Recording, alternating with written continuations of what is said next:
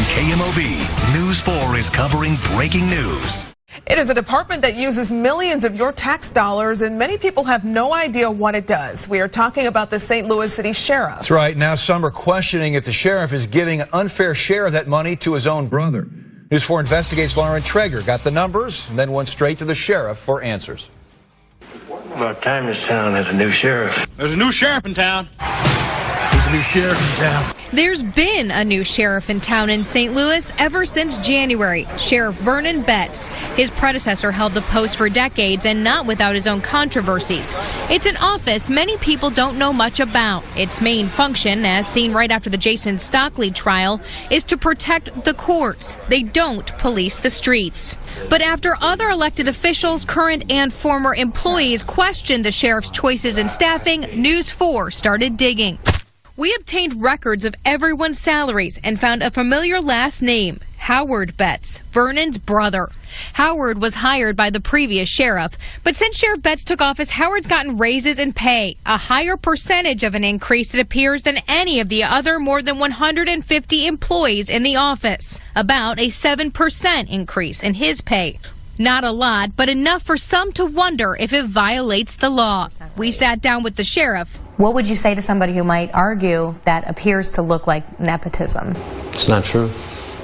It's not true. He denies doing anything wrong. Sheriff Betts says Howard got more money because he got increased job duties, doing timesheets for his specific unit. There was, I think, 3 other people who had more seniority than my brother.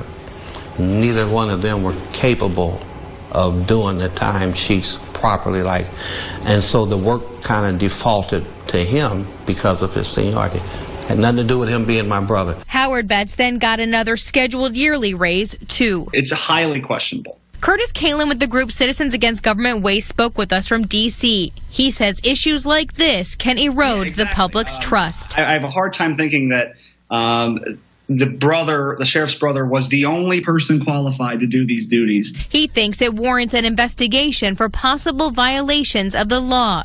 At bare minimum, the appearance of impropriety should be enough to say no to this. Portions of Missouri law do govern nepotism by elected officials. That very law cost City Recorder of Deeds Sharon Carpenter her seat in 2014 after hiring a great nephew for a side job in the office. I think it's worth looking at. I think all of us as elected officials are under microscopes. Alderman Larry Arnowitz, a former sheriff's deputy, says the sheriff's actions raise some red flags. But whether it's illegal, I think that's probably something the circuit attorney needs to decide. But Sheriff Betts says they consulted attorneys and he's not concerned. No, I'm not concerned because